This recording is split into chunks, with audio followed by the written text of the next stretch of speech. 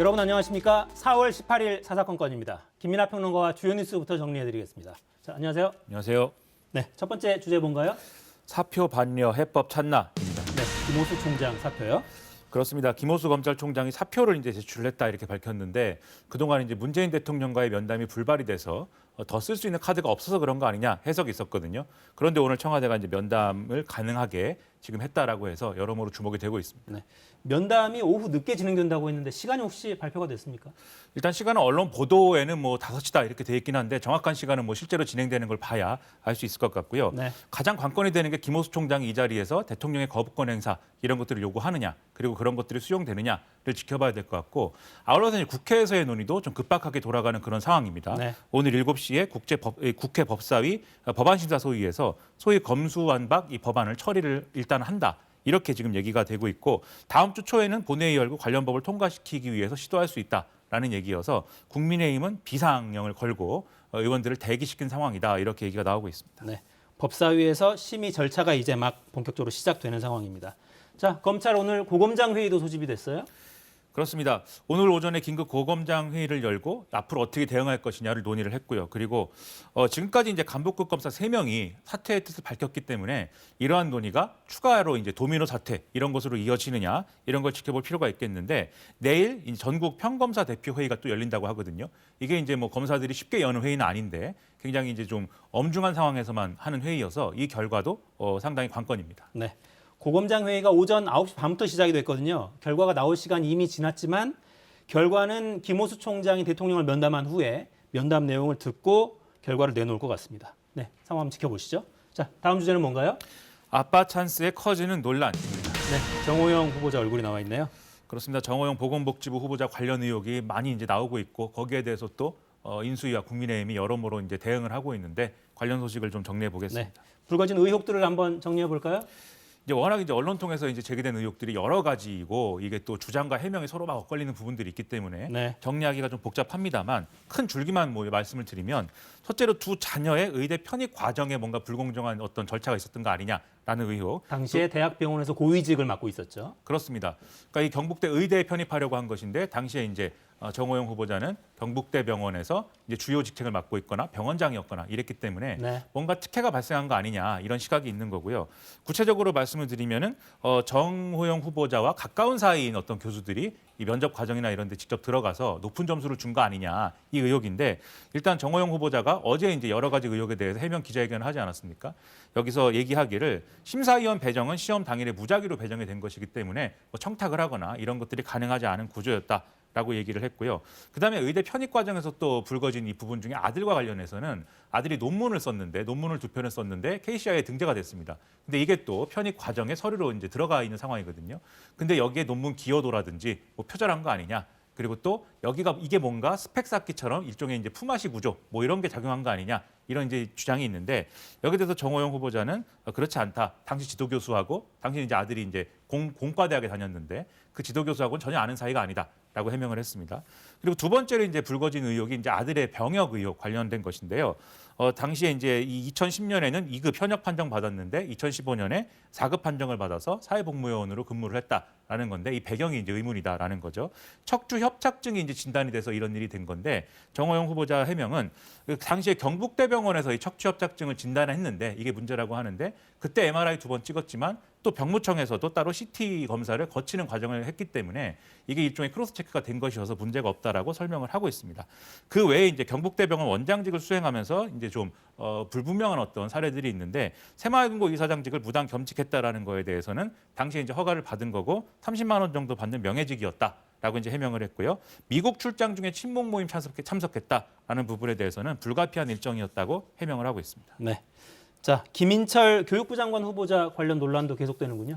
그렇습니다. 이제 지금 또 보도가 된 내용이 총장 재임 시절에 금수저 학부모 조사를 했다라는 이제 보도가 나오고 있습니다. 그러니까 학부모 중에 혹시 국회의원이라든지 그다음에 고위공직자라든지 또는 이제 기업의 고위인사, 고위임원이라든지 이런 사람이 있는지를 전수조사를 할 것이다라고 공문을 보냈는데 그게 이제 반발에 부딪히면서 취소가 됐다는 거거든요.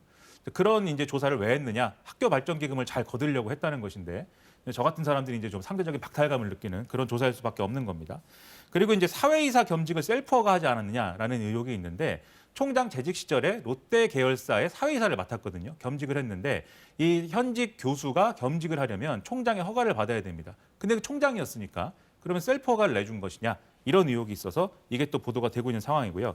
그리고 과거에 이제 법인카드를 이용해서 골프 이용료나 식대를 내서 이게 기소유예 처분이 됐다든지 또는 프로골퍼 출신의 이제 김인경 씨가 수업에 참여하지 않았는데 학점을 과다하게 높게 줬다든지 이런 것들이 또 논란이 되고 있습니다. 네. 자, 새 정부 주요 기조 중에 하나가 공정과 상식인데 여기에 맞느냐 이런 비판들이 좀 제기되고 있고요. 자, 정의당이 인사청문회 전마다 이른바 데스노트, 낙마시킬 사람 명단을 항상 공개해 왔는데 이번엔 4명을 제시했군요.